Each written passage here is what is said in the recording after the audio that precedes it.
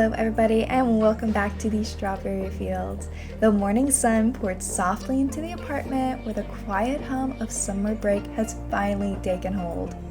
With Sota officially moved out and married to Ruben, which I did do off screen, the house felt a little bit emptier but no less cozy. Tokie sat at the piano, her fingers working through a bright, stumbling melody, with Miyu standing behind her, gently offering tips and encouragement. Meanwhile, Kaori slipped out with Emmy and happily trotted along her on the sun-drenched sidewalk. Akihiro was the perfect dad and kept on playing with Toshiro, doing tummy time and the such. Kaori eventually comes back and she kicked off her sandals and joined Akihiro on the couch for a few rounds of video games, complete with the mock announcer voices and dramatic victories and lots of laughing. It wasn't exactly what she planned for the day, but bonding over her /actual dad /stepdad was perfect. Akihiro, who claimed he didn't get games, quickly turned into a secret competitor and did a lot of victory dances that Kaori would never let him live down. Later on, Kaori spread out craft supplies across the dining table like a mad genius. Glitter, cardboard, cutout stars. She was building the promposal of the century for Wolfgang. Between bouts of brainstorming and Emmy trying to eat the glitter, Kaori giggled to herself, feeling the thrill of summer and teenage love swirling together like pink lemonade in her cup. And just like that, Kaori asked Wolfgang out on a date. The lounge was glowing with low lights and cozy music, setting the perfect vibe for Kaori's big plan. The two grabbed some sparkling waters and claimed a quiet corner on the couch and started chatting about music and the such. As the afternoon rolled on, Kaori finally pulled out the glittery promposal card she had stashed in her bag. Her voice was wavering for a moment, but then she flashed the signature Kaori confidence and asked him, "Would you go to prom with me?" Wolfgang blinked, grinned, and said yes. Then, as if the stars outside had nudged them forward, they leaned in and shared their first kiss. It was warm, a little clumsy, but completely perfect. The two I literally love them so much, they're so cute. But soon enough, they realized they were getting hungry and decided to move this date on over to the restaurant. The place was glowing with chandeliers, velvet boots, and the soft jazz in the background, a total upgrade from their usual hangouts.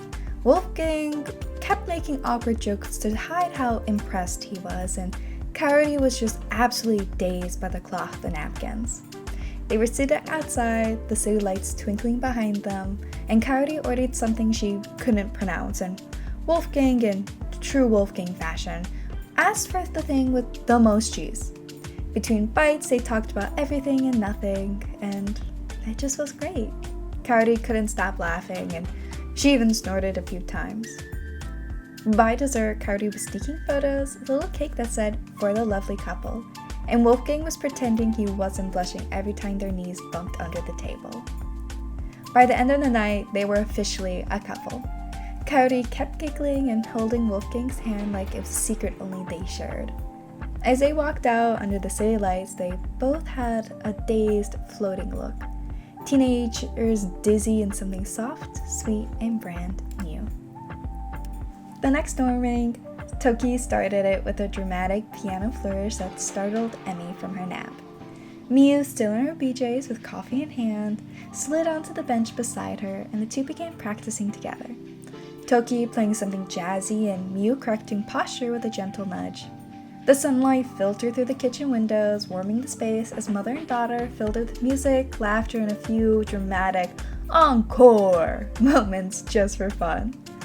Feeling full of good vibes, Tokie decided to meet up with Nara at the local cafe.